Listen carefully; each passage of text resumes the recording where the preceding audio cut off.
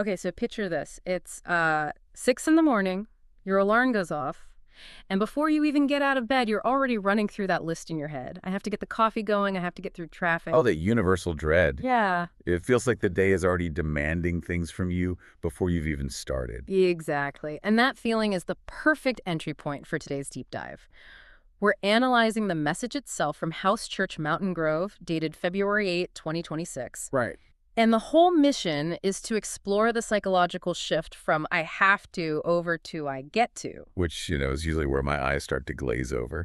It can sound a little like a cheesy motivational poster, right? Like, you don't have to do your taxes. You get to contribute to society. Totally. It can feel a bit dismissive. But the speaker here, who was actually a last-minute substitute, she uses this really great self-deprecating humor. She kind of compares herself to Aaron having to speak for Moses. Hmm.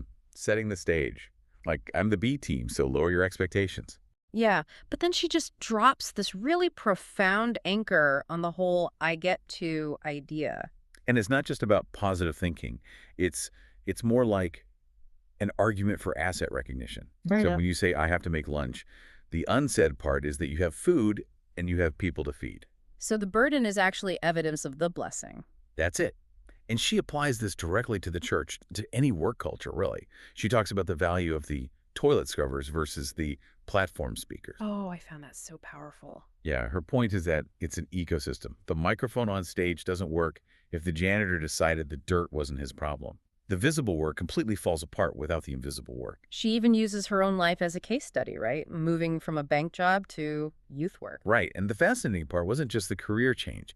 It was that her coworkers literally said she looked different. That internal shift from I have to I get to, it actually changed her physical presence. Okay, so this is where I really want to dig in, because from there she moves into the economics of this mindset, and she uses that parable, the treasure in the field. This is the real kicker. In the story, a guy finds treasure, Yeah. and he sells everything he has to buy the whole field just to get it. Mm-hmm. We always focus on the treasure, but she points out this one detail everyone just glosses over: the cows. The cow. The cows. When you buy the field, you get the gold, sure, but you also get the fences that need mending. You get the cows that need feeding. You get the mud. I see. So the cows are the daily grind, the maintenance costs of the blessing you wanted. You got it. We all want the treasure, the great marriage, the dream job, but we resent the cows that come with it. The arguments, the long nights. You can't just take one without the other. You buy the whole field. Which leads right into her next point, the one she calls the child's gift. For me, this was the strongest part. The theology of the $20 bill. I love this. It's so simple. A child wants to buy their parent a gift, but they don't have any money. So the parent gives the child a 20. Right. The kid goes, buys the gift, and gives it back. The parent is emotionally moved, but financially, nothing's happened. It was their $20 to begin with. It's a zero-sum game on the balance sheet. Exactly. And she says that's our relationship with God. He owns everything: the field, the energy, the time. Our sacrifices are just us circulating the very resources he gave us in the first place. It just completely dismantles the ego of, look what I'm doing for God. And it wrecks that 90-10 split Mhm. idea. The thinking that if you give God your 10% on Sunday, you've paid your dues, and the other 90% is yours to do whatever you want with. It's like you've paid rent, so now the landlord should just leave you alone. But God owns the whole field. He's just as interested in how you handle traffic as he is in how you worship. It's all connected.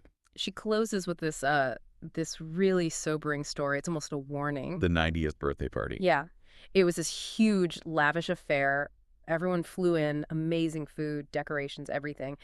But the guest of honor, the mom turning 90, she never showed up. It's a haunting image, isn't it? Just an empty performance. All the have-tos were checked off perfectly, but the guest of honor, the whole reason for the party, was missing. And that's the real takeaway here. It's not just about trying to be happier while you do chores.